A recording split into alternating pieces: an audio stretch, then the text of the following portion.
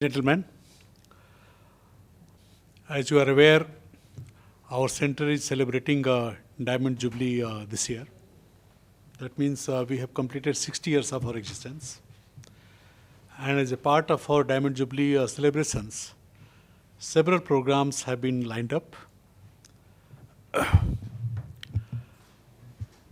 We thought in our executive committee that the Distinguished Scholars Program, which used to be very popular at the center, and it was highly applauded in the past, has not been taking place for the past few years. So we felt that this is the right time to restart this program during the Diamond Jubilee period. So in the executive committee, we deliberated over it. We also try to identify eminent scholars worldwide who could be invited one by one. So in that exercise, we decided that the first person who should be invited under the program this year should be Professor Dr. Arthur Frank. A very hearty welcome to you, sir, from India International Center. Before I say anything further, I would like to introduce Dr. Frank to all of you, though of course he does not need much introduction, but it is customary that the scholars should be introduced. So just to complete that customary, I am introducing him. We all know that he's a very big name in the field of public health internationally. He is a globally recognized and highly regarded for his ceaselessly expert work to raise awareness of asbestos health dangers, and was the recipient of European Asbestos Forum Lifetime Achievement Award 2019.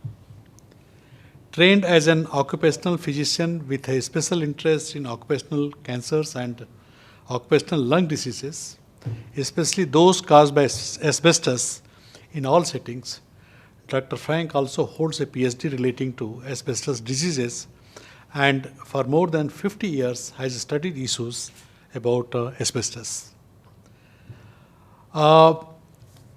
Professor Frank is with the Drexel University School of Public Health in Philadelphia. Yesterday he held a workshop with our Indian experts in public health. It was very well attended workshop, and perhaps he may be speaking or giving some insight about what was deliberated in that one. So with this brief introduction, I would, before inviting him to deliver his talk, I would like to honor him on this occasion on behalf of IIC, and I would request Dr. Naresh Gupta, our executive committee senior members, Shri Ashok Bajpai and Shri Suhas Porkar, to also kindly join me in felicitating Dr. Frank.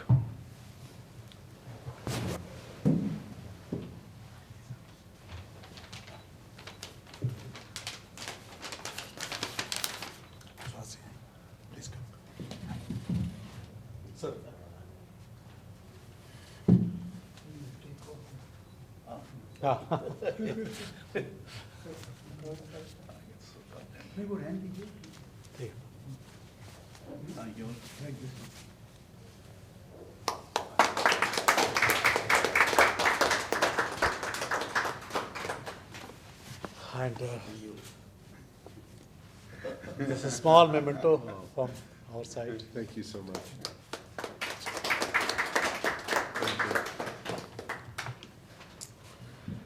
Now I hand over the floor to Dr. Frank and request him to kindly deliver his address to us.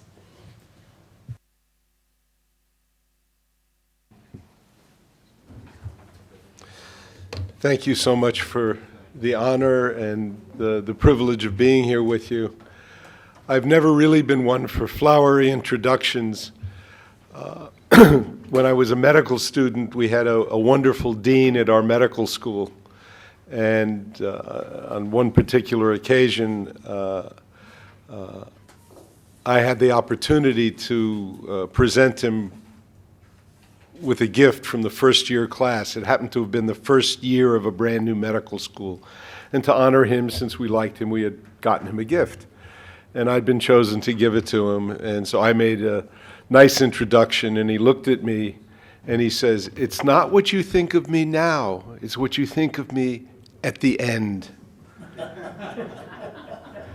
So it's nice to be introduced, and the honor is very special, but let us see if we can't share some information with you. And I'd like to take you on a journey.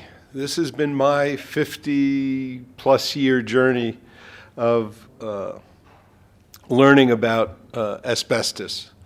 And so if I'm allowed to, I will take you from the laboratory to the bedside and to the population at large as we look at this issue of what is the big deal about asbestos, which is a particular problem here in India. And that's what originally brought me over some 20 years ago and has brought me here more than 24 times for visits. For those that may not know, asbestos is actually a commercial term.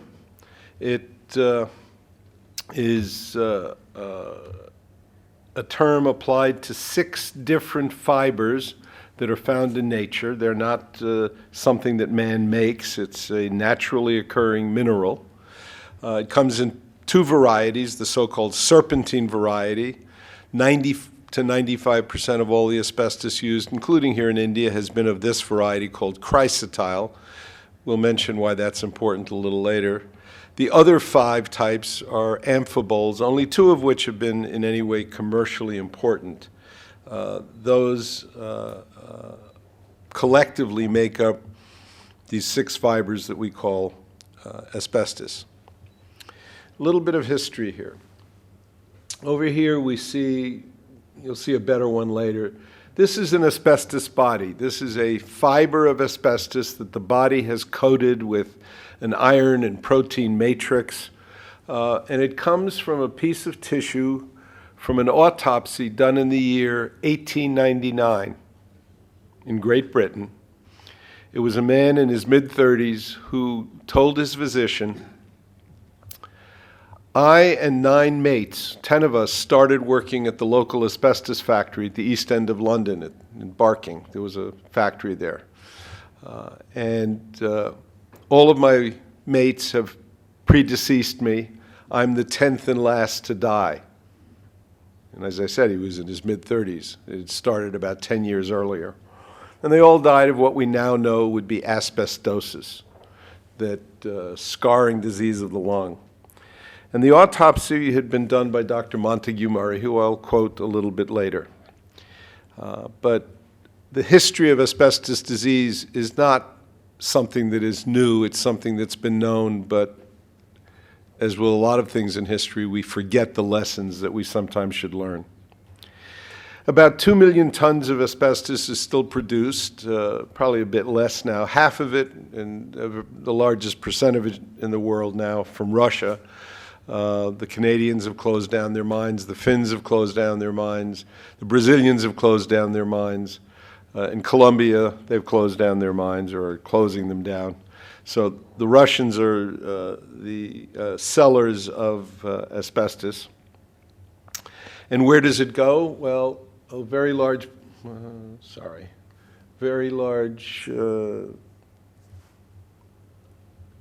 percentage. Wrong buttons. All right. A very large percentage comes to India, and between India and China, half the asbestos in the world is used in those 2 countries. Brazil has dropped out now because they've stopped using it. This slide's a few years old. But other countries, primarily in Asia and the Caucasus, are the ones that still make use of asbestos. The World Health Organization has estimated that around the world, some 250,000 people die of asbestos-related disease.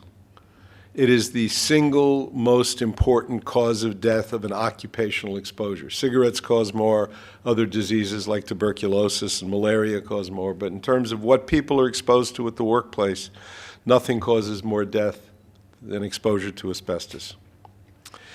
In total, about 70 countries have now banned the use of asbestos. Needless to say, India is not one of them, but shame on us. We in America have not banned it, and one of the activities that I'm currently engaged in and have been for a number of years with colleagues is to get our Congress to pass a ban which runs into difficulty for a variety of reasons.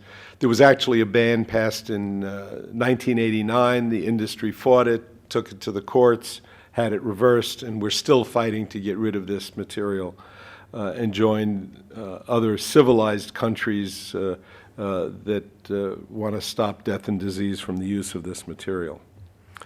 And the question you might want to ask, does stopping the use of asbestos stop disease?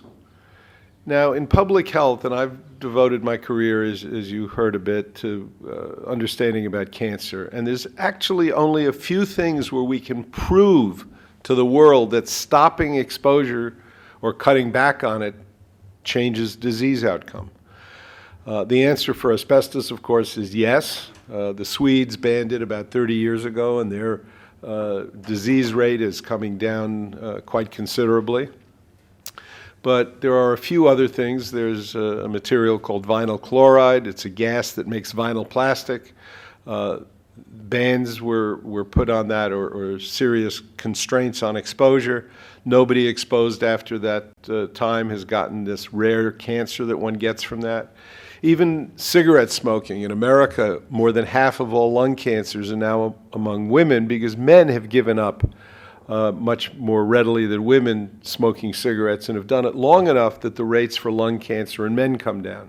So we do know that if you cut back on exposure, because as most things in medicine, there's something we call the dose-response relationship. The greater the amount of exposure, the greater the likelihood of disease. The less amount of exposure, less disease. It's a very simple but very powerful principle. In some countries, data collection is poor, so we don't even know what's going on. A number of years ago, there should have been a counting of mesotheliomas, this rare cancer associated with asbestos, done by NIOH, one of your government agencies here, and they had never recorded a single case of mesothelioma. In the year that I learned that, in one hospital alone, the Tata Cancer Hospital in Mumbai, that year they treated 32 cases of mesothelioma, none of which had ever been recorded. So the absence of data does not mean the absence of disease. The Russians have gone even further now when they're challenged about their town of Asbestos, which is where their asbestos comes from. They have stopped recording mesothelioma as a separate disease. And so they have no more mesotheliomas because it doesn't exist as a disease anymore. Now, as a scientist, are there legitimate areas of asbestos controversy? And the answer, of course, is yes. There are 6 fibers. Do we know which of the fibers may be more or less cancer-causing? Not really. What matters, however, is that all of them cause cancer, and so it's only a relative problem, but it's still a legitimate scientific question. The fiber size may make a difference. We know that from work from a pathologist in America, Merle Stanton, who I got to know and actually had a paper with, and the size of the fiber makes a difference. Then fiber synergy, if you mix 2 of the different fiber types together, there's some evidence that it causes even more cancer than the fibers by themselves. So these are legitimate questions. But then there are contrived controversies. There's another talk I could give sometime about what I call science for sale, creating doubt. That was characteristic of the tobacco industry, of the lead industry, of many industries that didn't want people to appreciate that their product was harmful. They couldn't come out and say it's safe because they really knew that wasn't true, but they could create doubt. And so there's doubt about several issues that they've created, including the safety of chrysotile, the one that is predominantly used. We'll point out that that doesn't really exist. The so-called biopersistence, how long does it stay in the lung? The problem is, by looking at the lung, you're looking at the wrong tissue. You should be looking at the lining on the outside of the lung. So-called controlled use. The government agencies here say, well, in India, the use of asbestos is well controlled. I happen to know otherwise. And in one country, Canada, they actually did a study on controlled use, and they have a far more rigid system of workplace inspections and such. They looked at 10 workplaces. Only one of the 10 met the standards that was required of them. Most of them had no controlled use in a country with a better system. And then the most laughable one of all, I was sharing earlier that my undergraduate work was in anthropology, so I learned something about how we are the same and how we are different. The asbestos industry here in India has claimed that we are genetically different in India from people, let's say, in the West. The fact that we share 99.999% of our genes doesn't make Indians somehow immune to the disease mesothelioma, I'm sorry to say. So these are contrived controversies that industry in places like America has put tens of millions of dollars into creating these false narratives. But getting back to Dr. Montague Murray, the gentleman who did that autopsy, he wrote in 1906, "One hears generally speaking that considerable trouble is now taken to prevent the inhalation of dust, and so the disease is not so likely to occur as heretofore." A long way of saying, we know what the problem is. We get this stuff under control, nobody will get sick. More than 100 years ago. But as we stand here in 2022, what do we have? We have a spectrum of disease. We have non-malignant disease, that's not cancer. Some are not very important, asbestos warts, it gets in the skin, and others. But the disease asbestosis, which is one of the dust diseases of the lung, of which there are probably dozens and dozens. You may be familiar with silicosis. You've got that problem out in Rajasthan and with the red rock mines out there that I have visited. You have that with coal dust, coal workers' pneumoconiosis, another problem. India still mines mica. That would be another problem. Feldspar, I could go on. But asbestos causes asbestosis, and in some working groups, 10% of workers will die of asbestosis. And overall, 50% of all workers in certain groups, like asbestos insulators, will die of an asbestos-related disease.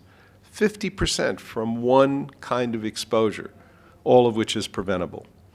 And then what makes asbestos particularly nasty is that not only does it cause cancer, but it causes many kinds of cancer. There are other things that will cause 2 or 3 different kinds of cancer. But look at the list here. Lung cancer, the main problem. 20% of asbestos insulators will get lung cancer. Mesothelioma, that horrible disease that to this day is incurable, of the lining of the lung, the pleura, the lining of the abdomen, the peritoneum, and even the sac around the heart, the pericardium. It causes gastrointestinal tract cancers, the esophagus, stomach, the colorectal areas, laryngeal cancer, the voice box, oropharyngeal cancers, cancers in the back of the throat. I've even seen in my career about 3 or 4 tongue cancers. And there's evidence in the literature of people getting asbestos fibers in their tongue. No reason why that couldn't cause cancer. Kidney cancer, and in women, ovarian cancer. So this is a particularly nasty bit of material. It's mined. There are a few underground mines. There was one down in Jharkhand, the so-called Roro mine, which is now closed, but there are piles and piles that the villagers are still having to breathe in. But this is the town of Asbestos in Quebec. They still have Asbest Russia. The Quebecers decided they didn't like the term asbestos for their town. They've given it a nice name of Valley of the Rivers or something to make it seem a bit better. And the Canadians actually stopped mining asbestos. That took a lot of fight and a lot of years by some NGOs up there. When one is given materials, and I recently had a colleague at work who pulled some material off the wall of the apartment he was living in and said, "Can you get this tested for asbestos?" Which I was able to do for him, and found out he didn't have asbestos, but we can't identify it. We put it under light microscopy. We can do scanning electron microscopy and show this is a chrysotile fiber that breaks down into smaller fibrils. We can do electron microscopy. We can even do X-ray diffraction and fingerprint when we find a fiber, exactly what kind of fiber it is, so that we can identify it either in a product or in somebody's human tissue. This is a much better looking asbestos fiber, and I hate to tell you, but everybody in this room, you all have some of this in your lungs. It's a ubiquitous material. The fact that it occurs in nature, we don't make it. It weathers out of rocks. We've used millions and millions of tons of it over the years. It's in the air. There's some in the air here in Delhi, and we've all breathed some in, but that doesn't mean anybody's going to get disease because the amount is exquisitely small, and the likelihood of disease is immeasurably small. And what I call it is not zero, but infinitesimally small in terms of your risk of being harmed by it. So not to worry that we all have some in us. It causes thickening of tissue in the lungs. This should be nice and thin and lacy, but you see that it's thickened here compared to what it should look like. And this is why oxygen has a hard time being transported, and that's what you die from asbestosis. And there's a certain X-ray appearance about this. And then the lining of the lung, the pleura, is represented here by that thick white band, which should be 2 to 3 cells thick. You shouldn't see it with the naked eye. And this is thickened tissue caused by exposure to asbestos. A mesothelioma could look the same way, and it has that same appearance, at least to the naked eye. But this was a benign bit of pleural asbestosis. It was in 1955, even though it had been suggested as early as 1934 that asbestos could cause lung cancer. The first epidemiology was done by Sir Richard Dahl in Great Britain. 105 consecutive autopsies. He expected 4% of the workers to have died of lung cancer, but 17% did. And so he pronounced to the world he now had proof, even though there had been suggestions, that asbestos caused lung cancer. And a lung cancer might look typically like this. In the typical smoker, the lung cancers tend to be in the central part of the chest and the upper part. Asbestos tends to move it to the lower part and out to the edge. You can still get it anywhere, but there are characteristics of the disease. For those of you that may not recognize this, these are tobacco plants. And why do I talk about tobacco? Because there's an interaction with tobacco and asbestos that I'll highlight for you in just a moment. And one of the things that we learn about in epidemiology is we learn about what causes disease. This is the production of cigarettes over time. Prior to the First World War, cigarettes were made by hand. And then all of a sudden, somebody invented the automatic cigarette making machine. And I've been in cigarette plants. You see them spewing out literally 3,000 cigarettes a minute out of these machines. So now cigarettes became cheap, became popular, and guess what? The Red Cross in America sent them to our soldiers fighting in Europe. So for the first time, we got a bunch of young men hooked on cigarette smoking. And this is the curve for the production of cigarettes. And the curve for lung cancer follows that exquisitely 20 years offset as the lung cancers started to appear. But the reason I put this in here is because if you don't smoke and you don't work with asbestos, your likelihood of getting lung cancer is not zero, but it's very low. And we'll take that as a ratio of 1. That's the baseline. Very uncommon. If you work with asbestos but don't smoke, it increases your risk 5-fold. If you're a smoker, the average 1-pack-a-day smoker, but you don't work with asbestos, it's about a 10 or 11-fold increase. But if you smoke and work with asbestos, it's not additive, it's multiplicative. It's 50 times the risk. And so, clinically, While I tell everybody to stop smoking, if I know somebody's exposed to asbestos, this is a particularly good reason to have them stop smoking. This is the very typical appearance of the disease mesothelioma, this cancer of the lining of the chest, occurs in the abdomen too. It's fluid in the chest that gives you this opaque appearance instead of nice normal lung. This is calcifications that can occur in the chest. This happens to be on the diaphragm. And the hospital that I trained at and the medical school that I trained at has a little bit of a history lesson in the world of mesotheliomas. In 1931, a gentleman, Dr. Rabin, who was still one of my teachers in the 1960s and 70s, reported on a single case of mesothelioma. And there was a disagreement with one of the pathologists who thought this was not a separate disease. It was a variant of something he called a fibrosarcoma. And so for the next 30 years, they looked for new cases of mesothelioma. Now, Mount Sinai Hospital, for the decades of the 30s, 40s, and 50s, admitted about 100,000 patients a year, 1 million a year, and in each decade they saw one new case. The baseline out of Mount Sinai, there's a similar study that was done up at Harvard from its autopsy series, about 1 in 1 million.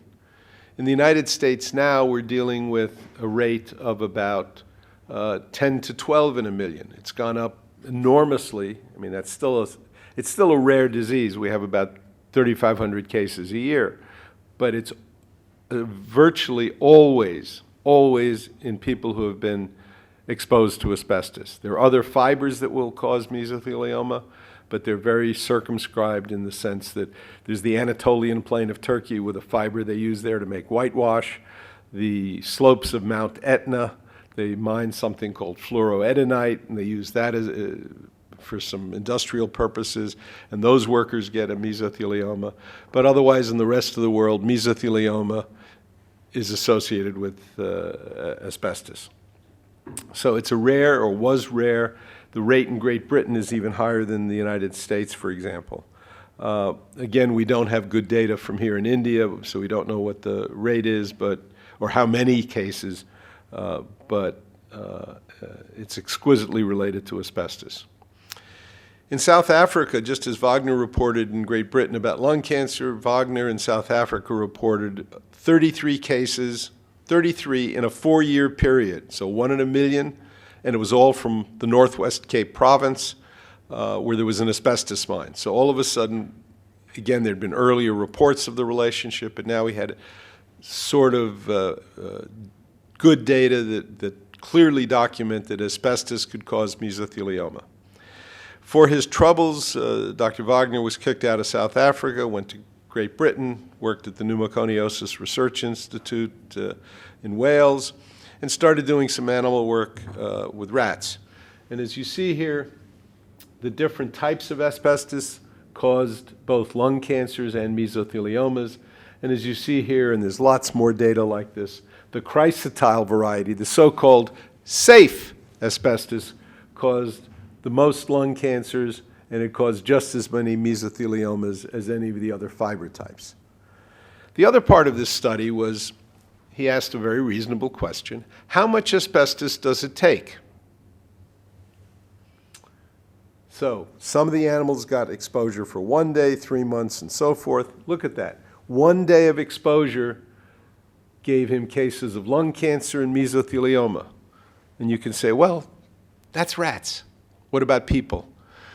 Now, how often is anyone going to find cases of a disease in somebody who can document they've only been exposed 1 day? But I know of 5 such cases. Case in Australia, 2 women working in a shipyard, a fellow in England who cut asbestos board, 1 day to build a shed in his backyard, etc. So 1 day of exposure in humans is sufficient. And here's data from a group that, when I was at Mount Sinai years ago, we studied a factory that made asbestos products. By the time you worked there a month or less, you doubled your risk of lung cancer. And if you worked there for 2 years, you had a 7-fold increased risk of getting lung cancer. Another very logical question is, well, when does the disease occur? If I exposed you to asbestos today, are you going to get cancer next week or next month or even next year? No.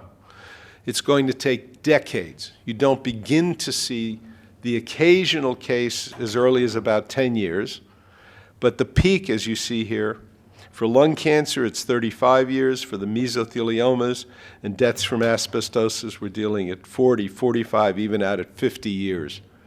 So somebody could be exposed as a young person.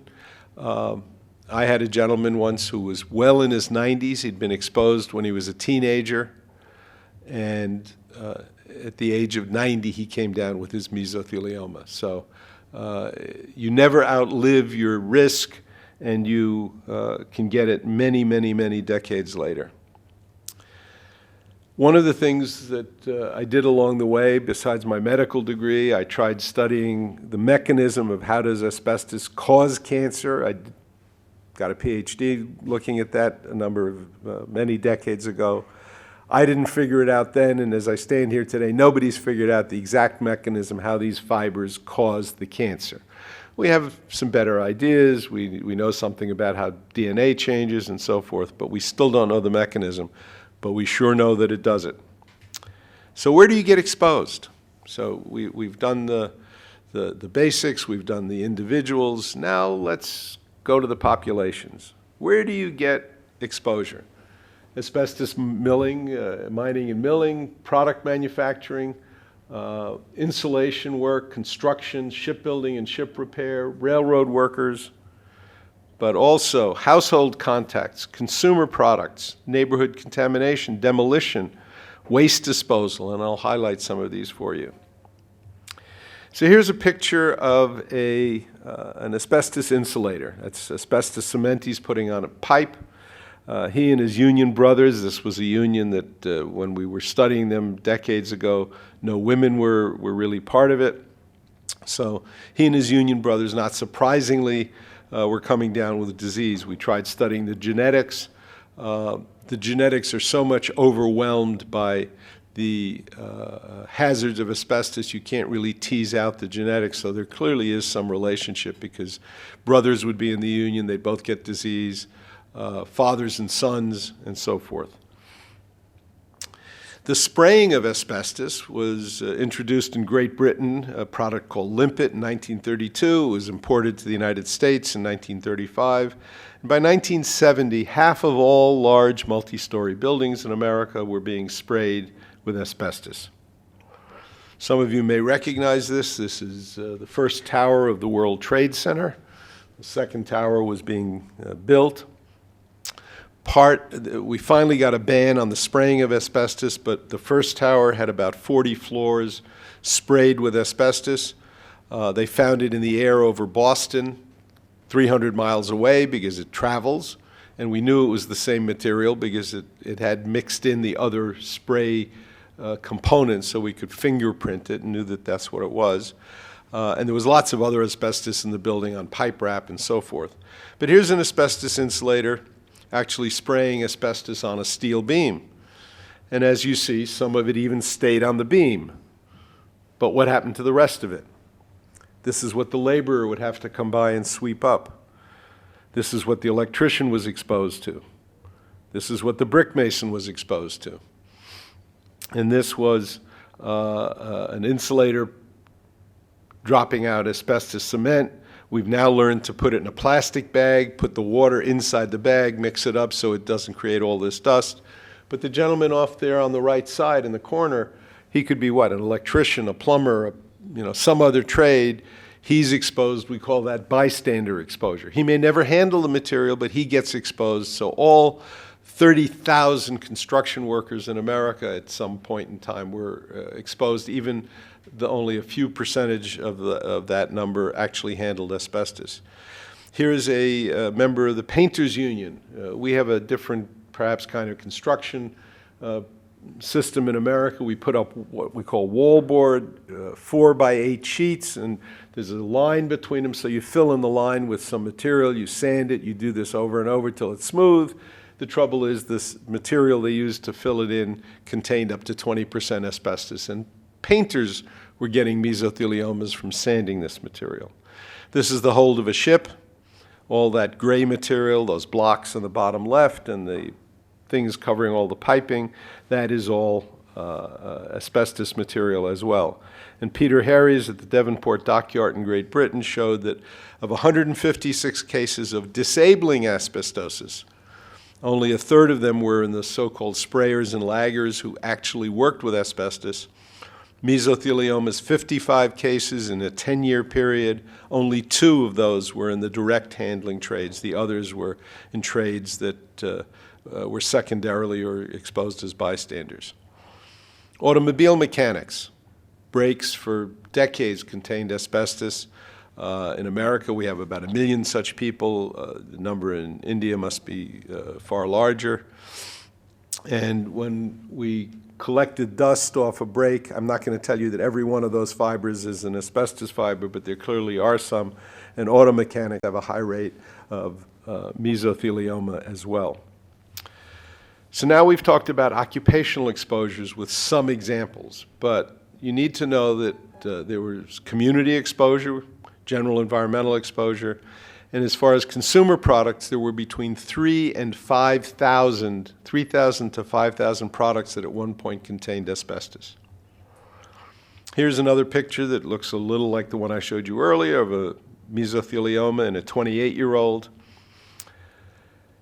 He presented with pain in his chest. Took several months till they operated and found that he had a pleural mesothelioma. So how can a 28-year-old develop a mesothelioma? But they did find asbestos in his lungs. He died just before his 30th birthday. He'd never worked with asbestos. He had been an accounting major. He had been a bookkeeper. Never handled asbestos in his life. But we asked him where he lived and had grown up. And you see it says Ross Street and William Street. This was the asbestos we actually found in his lung. And here is Ross Street and Wilson Street, these 2 white dots, next to the Brooklyn Naval Shipyard. Ships, a destroyer, for example, will have 40 tons of asbestos aboard. And so shipyards are a major source of exposure, drifted out into the neighborhood, giving him 30 years later his death from a mesothelioma. This is the town of Ambler. It's about 30 minutes from my office. It was at one point the asbestos capital of the world outside Philadelphia. There were multiple companies making products. They would throw the waste material out the back door, essentially. And these are 30-meter, 90-foot tall piles of asbestos waste that the local children would play on.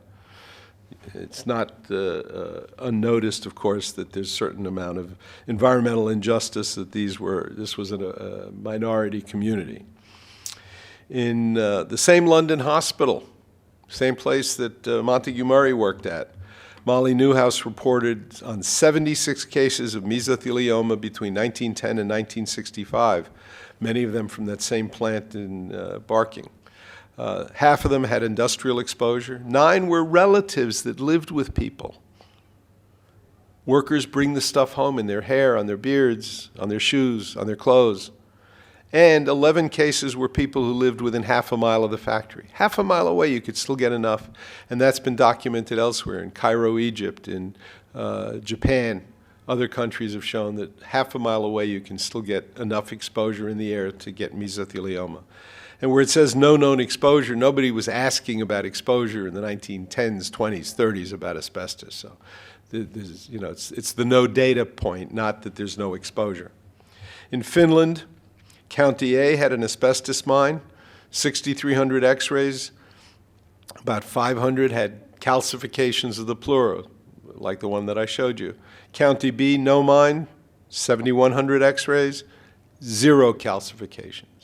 Again, environmental exposure. This is the city of Washington, D.C. That's where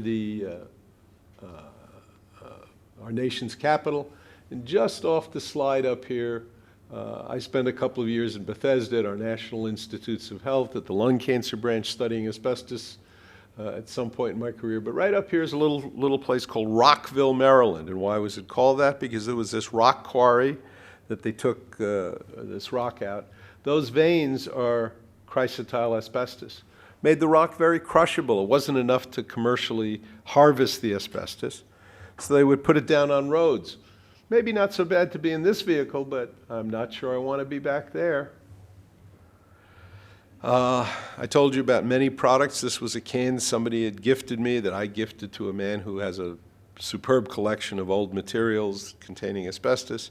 Liquid or leak-proof asbestos liquid roof coating. So many, many products. This was a coat that was made with, it's a little hard to read the label, 72% wool, 20% nylon, 8% asbestos. I mean, she's not a firefighter. She doesn't need an asbestos suit, but it was cheaper to import a wool blend than it was to import pure wool to be cut into fabric for coats in America. So we did put her in a proper respirator. And again, some of those fibers are going to be asbestos. Kids weren't immune because they would sell waste material from asbestos factories to make the asbestos head for school children. We stopped that. Christmas decorations. That white stuff you want to have on your tree and look pretty for Christmas time. This was fireproof asbestos snow that you could put on your Christmas tree. And then probably one of the great abominations of all time, the cigarettes that were made with asbestos filter tips on them.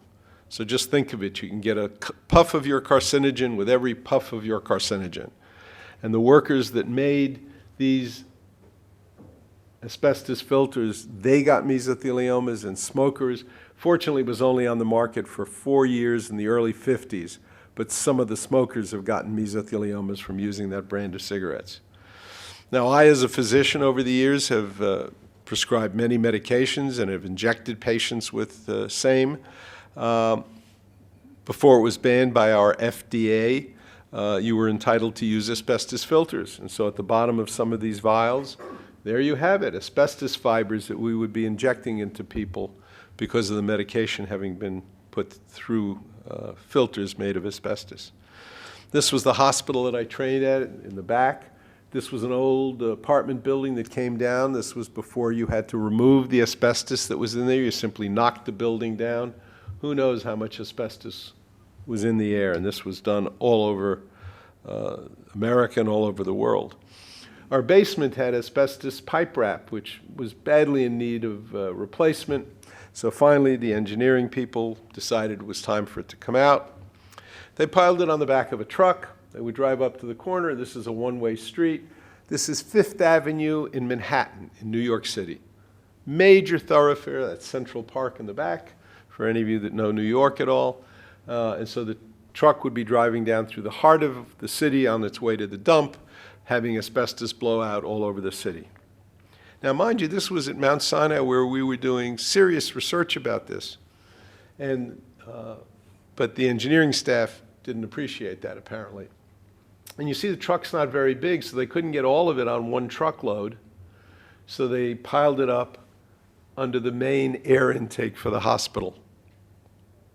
So even in our own backyard, we couldn't control things. At the next university that I went to, I spent some years in Kentucky, we still had the same kind of problems. We had bicycles, wrapping around asbestos. We had maybe an asbestos ironing board cover here. But now things had changed. The workers had to get into impervious suits. They had to have proper respirators. They had HEPA filters to filter out the fibers and make sure that very little got into the air. The water that was used to keep the dust down was filtered because the water we use today becomes somebody's drinking water downstream. So we made sure we would take the fibers out of the water. And then you do air measurements to make sure you're not making the situation worse, that it's cleaner when you leave than when you started, which means you did a good cleanup job. This is what, in some places, you had to bury the asbestos in steel drums that went to a hazardous landfill. And this is what factories used to look like in terms of, you see, all the dust in the air, asbestos spewing out. I don't have any in this particular talk, but I could show you very similar pictures here in India of factories that look like this. Asbestos would be shipped in burlap sacks, again, just loose, no precautions being taken. And the factory would use the asbestos, and then they would sell the burlap sacks to other industries. And people who were secondarily using the sacks would get, from the little bit that was left, contaminated enough to develop mesotheliomas.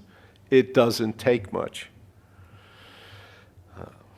So, my travels have taken me around the world. And we're now in a one-world marketplace, Globot. We have to produce to the same high standards around the world. What about health and safety standards? That depends on what part of the world you work in. So I've spent a lot of time going back more than 30 years now in China. These are two women. These are brake shoes made out of asbestos. That's not a respirator. That's a cotton gauze mask, which isn't going to keep the fibers out. In the same factory, they made asbestos textiles. Again, these ladies are not especially well protected. The material is sort of flying all over the place. And this was another factory in another town. Interesting story real quick. The gentleman in the back was the local plant physician. He had been assigned to this factory right out of medical school. This was 35 years later. That's the only job he'd ever had. This gentleman here was the dean of the School of Public Health in Beijing. I had gotten to do this work through his good offices. And here was a lady coming to work on a Saturday. Between visits, they'd gone from a 6-day to a 5-day work week. She had nobody to look after her 3-year-old daughter, so it's bring your child to work day, except it's the asbestos factory here, and it's not the best place to bring your kid to. So we educated them that that shouldn't be allowed. In the world of public health, legal actions can bring about change. I mentioned to some people that I have spent a lot of my career doing medical legal actions in court. And why do I do it? Well, one is a sense of justice for the people that have been harmed, and companies finally appreciate the hazards that they've created when you hit them in the pocketbook. So that is part of why one does that. And in America, we have different kinds of laws. We have workers' compensation. I know you have some of that here in India. But we also have what's called third-party suits. You don't sue your employer who got you sick. You sue the people who supplied the asbestos to them that got you sick. And it comes out, what did these companies know and when did they know it? They knew it, in some cases, back to the 1930s, but continued to expose people. There was significant prevention literature by 1930. Beautiful essay of about 80 pages out of Great Britain, a physician and an industrial hygienist together writing about the problems. So let me just finish up. I showed you the World Trade Center going up. Unfortunately, this is the World Trade Center coming down. And this is what the pile looked like, the so-called pile where the men worked. And you notice there's still sprayed on material on these steel beams. Well, what happened to tons and tons of steel that came down out of the World Trade Center? They were recycled. Where were they recycled to? The two great countries that do the making of steel and recycle steel, India and China. And so it was all sent to India and to China with the asbestos still on the beams. We didn't bother to take it off before we shipped it over. But it also affected Lower Manhattan, because this is the dust in that area. And some of us, in fact, predicted immediately thereafter that because of this, because this was 4% asbestos, we predicted there would be mesotheliomas. And here we are 20, 30 years later, starting to see mesotheliomas from people, especially who worked on the pile, getting their disease. I saw the first one probably about 10 years afterwards, but there may have been some other exposure, but clearly now exposures in people who worked on the pile from this. And this is what it looked like. It was an absolutely horrific situation.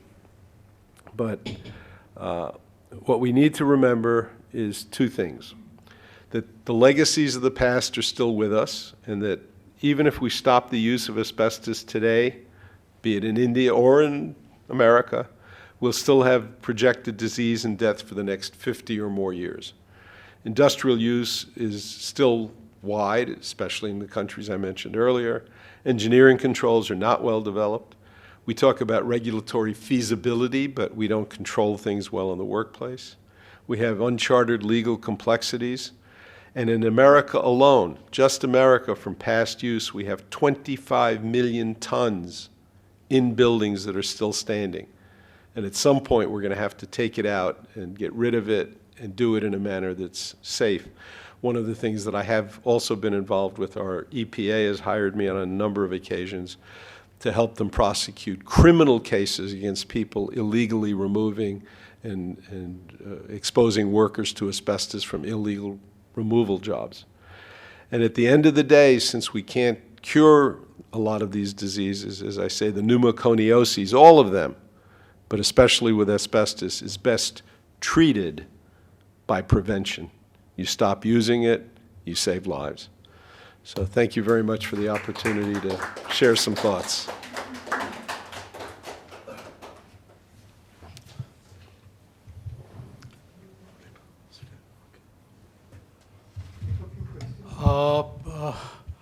Thank you, Professor Frank, for very elaborate and very educative presentation on asbestos. We can spend a few minutes on Q&A. Professor has kindly agreed to take few questions. So before I ask you to ask question, I have got one question to ask. Privilege of the chair. So my question to you is that in your presentation, one could see very clearly that asbestos has found multifarious uses in different areas worldwide. You gave the, you showed some slides of World Trade Center. Now, you have conveyed the message very clearly that asbestos is highly injurious to the human health, and we must refrain ourselves from using it. My question to you is, what are the qualities of asbestos that it has found so much of uses all over? And second thing is that if you do away with asbestos, what are the alternatives that have been brought in? Thank you. Two excellent questions. Asbestos at one time was called the magic mineral. And then there was the follow-up from magic mineral to killer dust, because people appreciated that it was injurious to people's health. So the reason it was a magic mineral was, first of all, it is very hard to destroy. There has recently been a company, it's actually an Englishman now in the States, who's developed a technique, and he's taking it to many countries around the world, that can take asbestos materials, do some processing. I don't begin to understand the chemical and heat requirements, but they can break apart the asbestos fibers or denature it so it's no longer hazardous. But why was it useful? It didn't conduct electricity. It was hard to break down. It was a wonderful insulator. It was cheap. It had many properties that made it useful. It was mixed into paints. It's a subject that I didn't even talk about because it wasn't purposefully added to it, but talcum powders, which are widely used in this part of the world. I mean, hundreds of millions of Indians, probably on a regular basis, use talcum powders on themselves. And I've done some studies with colleagues from here and labs in the states that I trust, that talcum powders are, unfortunately, many of them, not all of them, many of them loaded with asbestos. And I have a paper under review right now with a colleague of 175 cases of mesothelioma from talcum powder, only 43 of which had some other exposure or possible exposure. So, and there was just a paper that somebody sent me literally the day before I flew over here, that in Pakistan they also found, not only now do we know it in Indian talcs, but we know it in Pakistani talc, but talc is the same everywhere. So the first question is, that's why it was useful. Now, can we substitute it? Well, for all the things that it was used for, and important things like firefighting protection and car brakes to make your car stop and so forth, there are 70 countries. The Swedes haven't used it in 30 years. Their cars stop, their airplanes fly, they don't lose people in fires any more than they used to. So yes, there are substitutes. There are man-made fibers that don't seem to carry the same risk.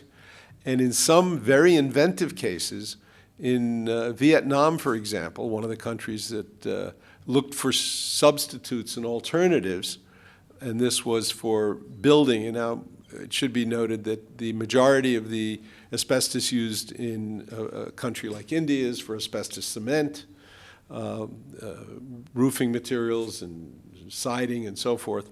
What they did is they went into the forest, found some weeds, chopped up the weeds, and used the fibers that were growing in the forest. Other fibers will work in the construction of these materials. Cement in and of itself is not, is fire resistant, so you don't need the asbestos for fireproofing. But if you use these fibers, you can use less of the cement material because the fibers tend to link materials together, make it stronger with lesser weight, cheaper to make. But these vegetable fibers work just as well. In a situation in America where it wasn't used for fireproofing, but it would be sprayed on walls for noise dampening, sprayed asbestos. Schools used to use it for that, to keep the noise down from the children, for example.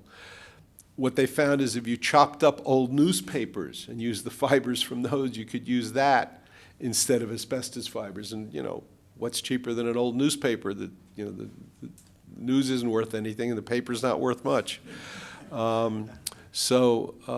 Yes, there are things that will substitute. In America, even now, we're having a fight with one particular industry that uses most of the asbestos. It's the chlor-alkali industry.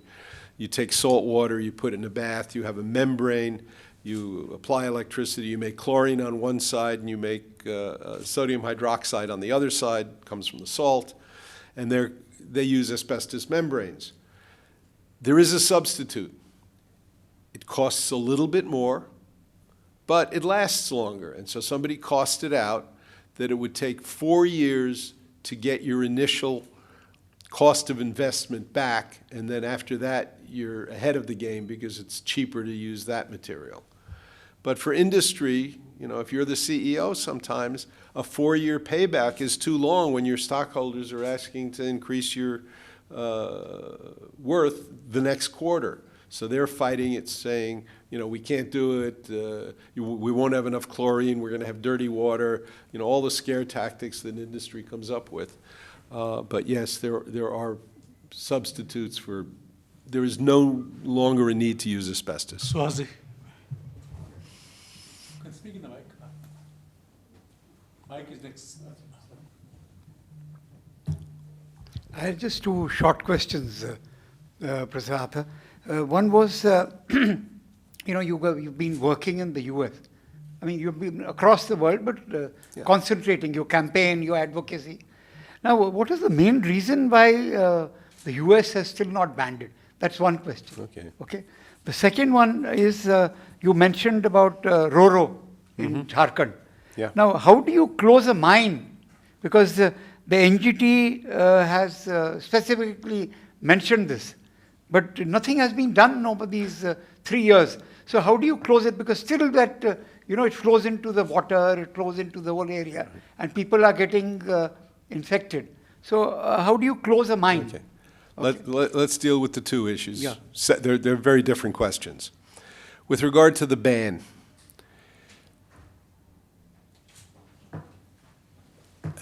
this may be a bit too simplistic, but it comes down to a lack of morals and to greed. There's no good reason to use a product that kills people, except if you want to make money out of it.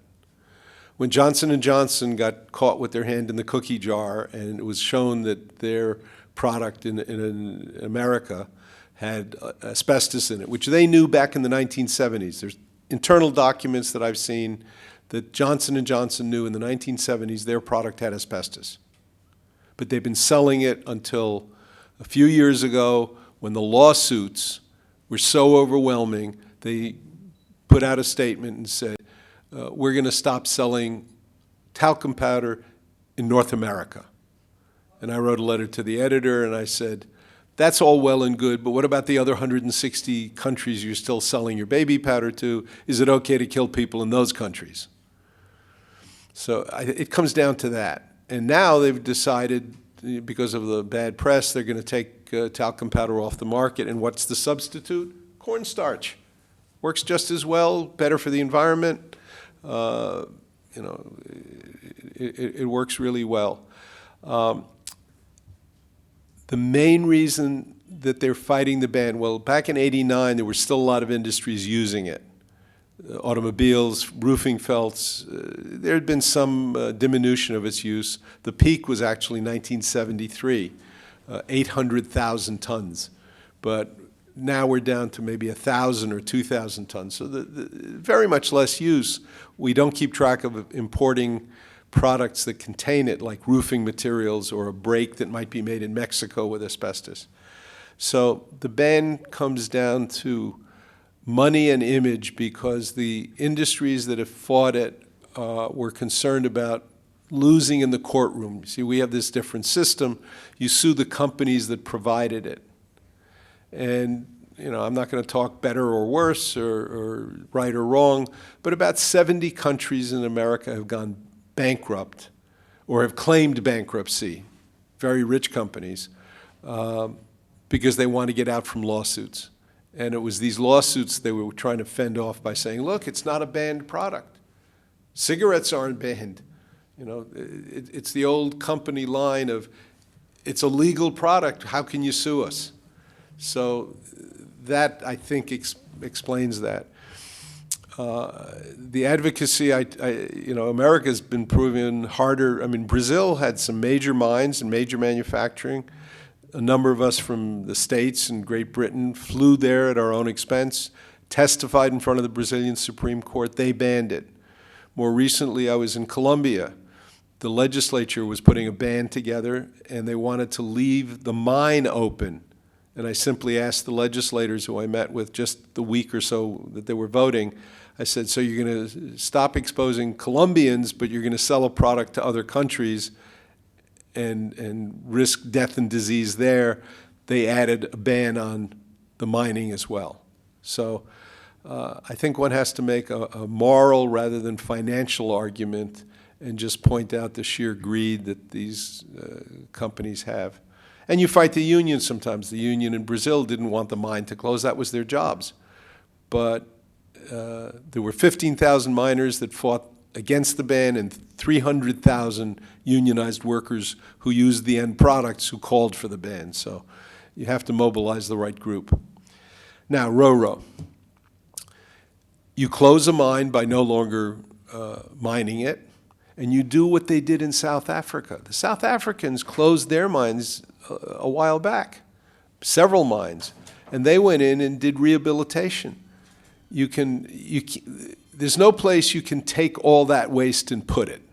There's just too much of it, and you have no good place to put all this waste.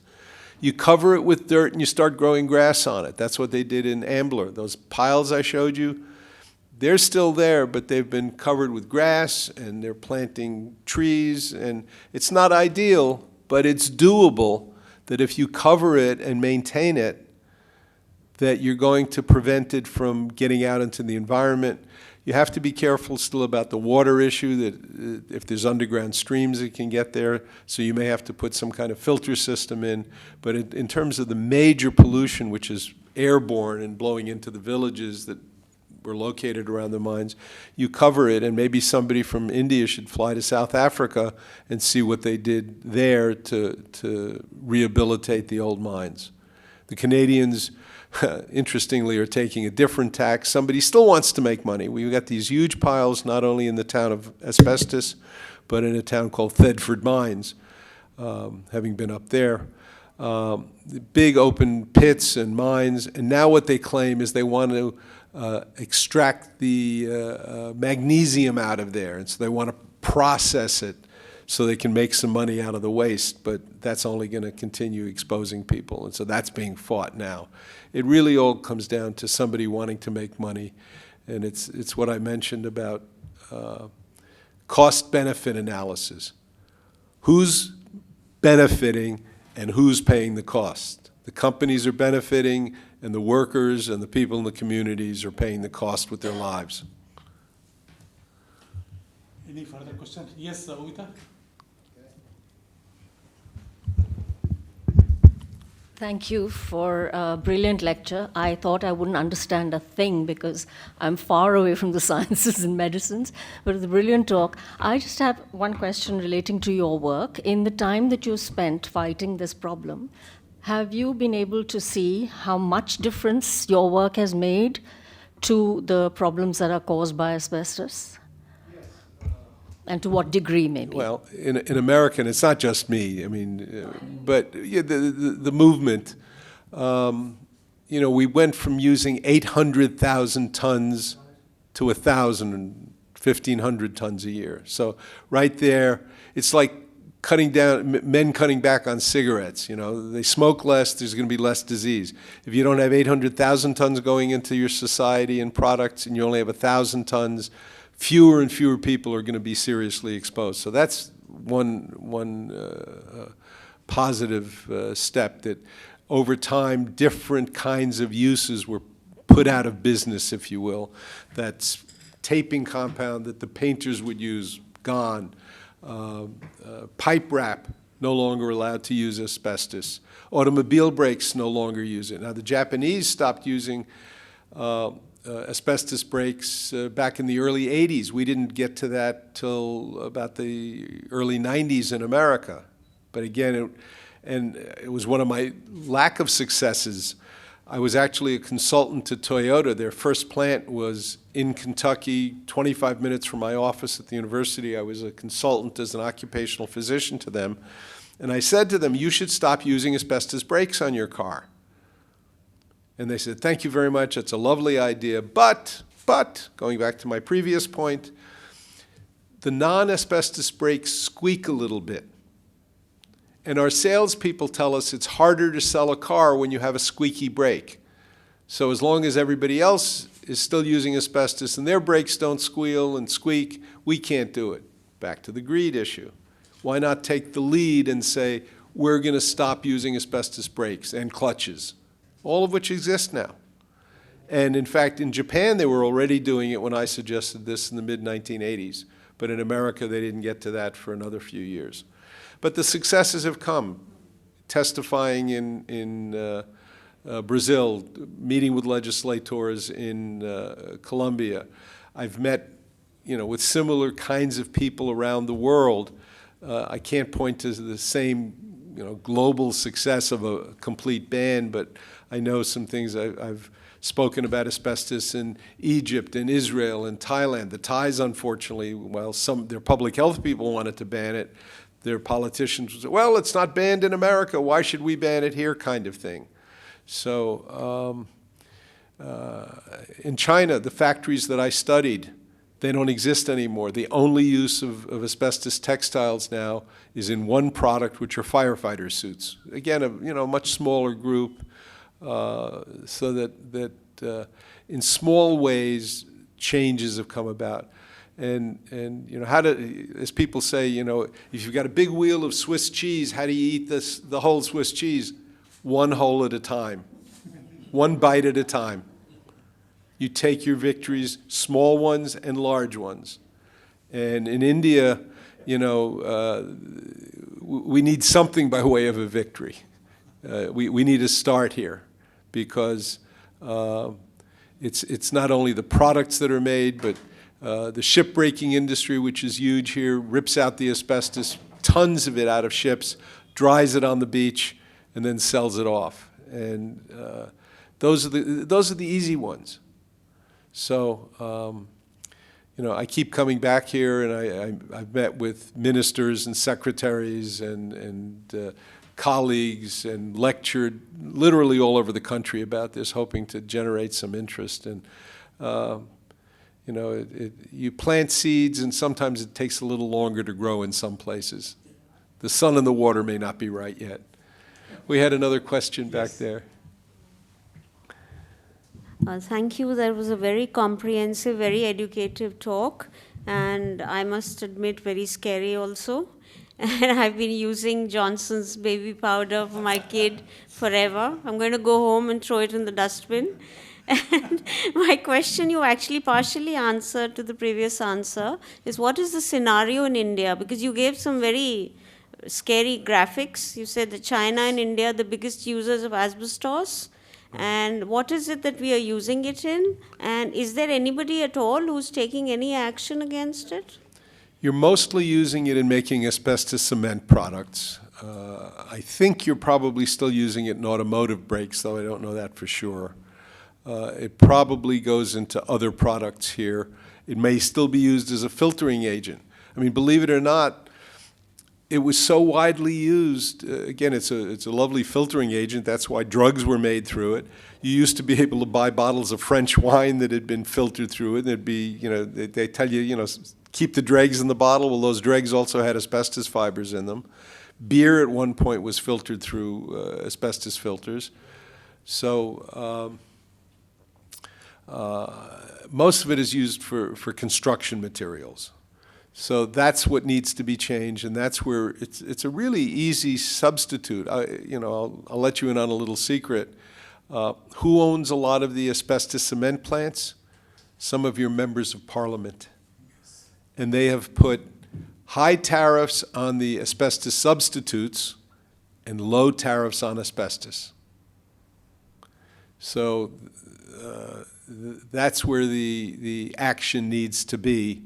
And I don't know what it takes. I think I'd say you should shame them into it, but I frankly have never met a politician that's had any shame.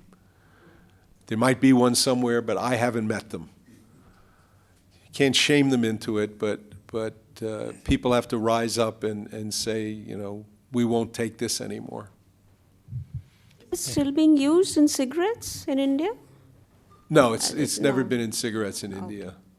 Not that I know of. It was this one brand in America in 1952 to 1956. Never, cellulose was easier and cheaper, and, the cigarettes kill you now, not the asbestos. Yes, sir. Even the scientists, in some of these companies, they come out with the rationale saying that the problem is not there. For example, with aerosols, fluorocarbons, it was known, or it was that it was causing a depletion of ozone in the atmosphere, and yet there were people, from the DuPont company, for example, scientists who claimed otherwise. So there's no ethics. You talk about parliamentarians in India, but you look at the scientific community itself. I don't disagree with you that there are such scientists. And frankly, one of the things I teach my students when they read a paper, always look at the back of the paper and see who paid for the study. Because there's a certain bias. Now, I will admit, when it comes to my science, I try not to have a bias. I've been asked, because I've been doing medical legal work for 40 years, well, doctor, are you an advocate for asbestos? And I said, good sir, you're the advocate, you're the attorney, you're the lawyer. Am I an advocate for good health? Am I an advocate for public health? Am I an advocate for keeping people healthy? That I will admit to. I advocate for good health. But look at the climate change issue. 97% of scientists agree that climate change is real. 3% do not. And that 3%, I won't paint them all with the same brush, but the vast majority are funded either by industry or by groups set up by industry that fund them. So yes, you have the DuPont scientists that say it's not a problem. You had ExxonMobil saying climate change isn't a problem, but you get into their files, which is now happening. And back in the 70s, they knew it was a problem. And what is their response to this? They're now starting to change their tune a little bit. They're still advocating for oil and gas and all the things that hurt the climate. But they're quietly using their enormous revenues to buy up solar and wind, because they're taking the long view. They know that they're going to be out of the oil and gas business at some point, but they're still going to make money selling us energy after they've, killed enough of the planet off by using solar and wind, of which we'll have more of course, because, we'll have more sun, we'll have more heat, we'll have more wind because of the change in the climate. And they'll keep making money out of it. So I've been in this fight, for a long time. They have the money. They buy their scientists. I mean, there's, not that many of them. The ones that publish all this rubbish that's doubts science, science for sale, there's not many of them. They're just very well funded. But I have something they don't have. I have the truth. And I'm a believer that at the end of the day, however long it takes, truth will out. And we'll get there. Somebody will get there, maybe not me, but we'll get there, and it will get there on all these other important issues as well. Because otherwise the world that we're going to leave my children and my grandchildren and their children thereafter is one that will be hardly worth living in. Naresh. Yes, Doctor. That was brilliant.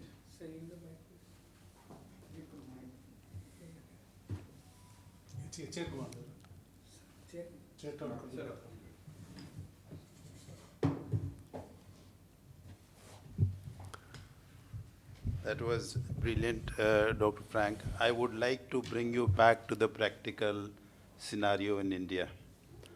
It was a very well illustrated presentation. I was wondering, it is too technical a subject, but you made it like a work of fiction. Absolutely. No, I made it a work of nonfiction. No, let me. This is not fiction. This is real. It is real, but then The poet agrees with me. the poet agrees. But the truth was not only stranger, but as somebody said, more painful than fiction.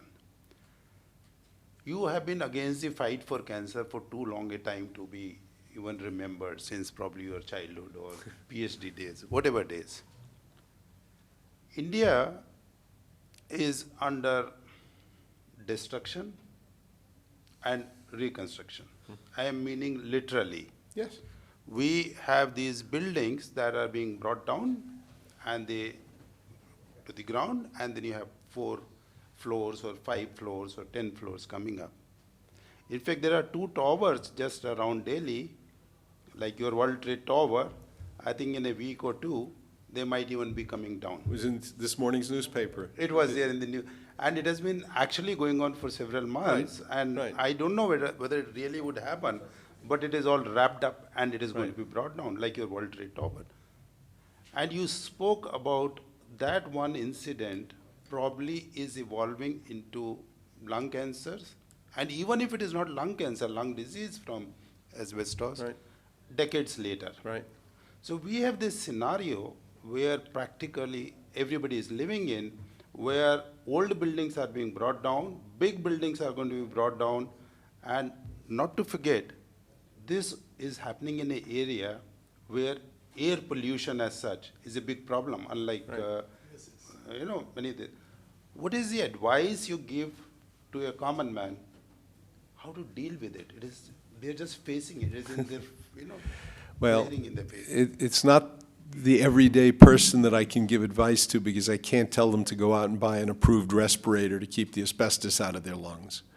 But I can advise the government or the agency responsible for bringing down those buildings. And one of my, many other activities besides being a university professor is I serve on government committees and things. And so I've served on many, many, many boards over the years at the federal level, state level, but I actually serve in the city of Philadelphia on the Air Pollution Control Board. And I cherish that one because it's the only board that I've ever sat on where our vote needs to be taken for new regulations to be put in place. It's not advisory, it's regulatory. It's the only one. Everything else in my life has been advisory, and people don't always take advice. But we dealt with this problem of demolition, and not so much because of asbestos, but because of the dust created. And we passed several regulations just a few years ago for demolition, because that's becoming more common. There has to be an impermeable fence, 8 or 10 feet high.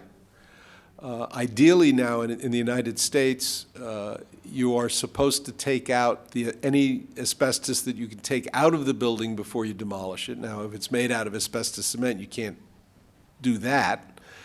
But the one thing you could do, and that is required under our regulation, that you could do here as well, when you have the destruction and the thing comes down, you make sure there's water being sprayed on it to tamp the dust down.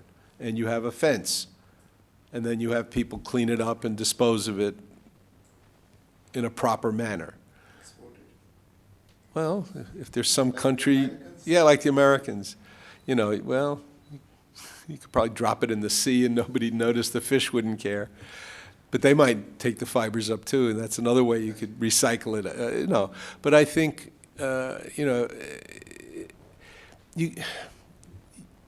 you can't deal with all of the problems easily. I mean, the material that comes down is hopefully going to be put somewhere and covered so that it doesn't keep leaching out the asbestos. But as those towers come down, there should be a fence around it.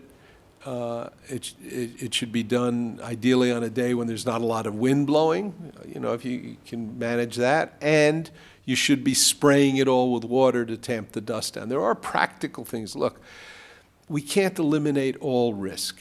I mean, I get into automobiles. I get on airplanes. We all do, I walk out in the sunlight risking skin cancer. I mean, I do all kinds of things. I do wear a hat, especially now.